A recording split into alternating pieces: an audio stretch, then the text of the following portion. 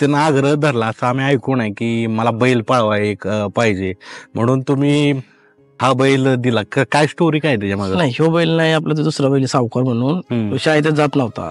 शाळेतच जात नव्हतं. शाळेतच जात नव्हता. मग त्याला म्हणलं तू 10वी पास हो, तुला एक बैल जोडी घेऊन देतो. मग बैल आपल्या ऑलरेडी होती पहिल्यापासून.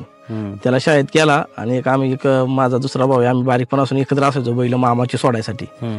आणि कबीर म्हणून होता तो, गेला आम्ही इकडे गपचित मी विकून टाकला त्याला. तो शाळेत तिकडे त्या गावा आई वडिलांना पाठवला 1 वर्षभर इकडे, त्याला विकून टाकला. त्याला काय तो आला तिकून आणि मला बैलच पाहिजे मला. त्याला तू पास हो, तुला बैल घेऊन देतो. मग ते एक सावकार बादशाह घेऊन दिला.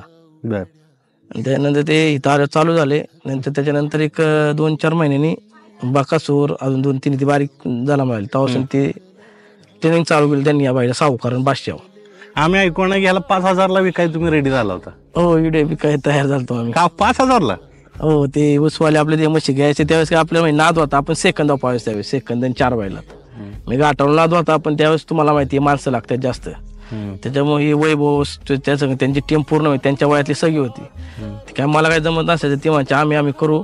मग त्यांना करून दिलं. मी कधीच आलो नाही त्यांच्या नियोजनात. त्यांनी अख्खा एक त्यांच्या ह्याच्यावर इतिहास घडवला त्यांनी. बरोबर.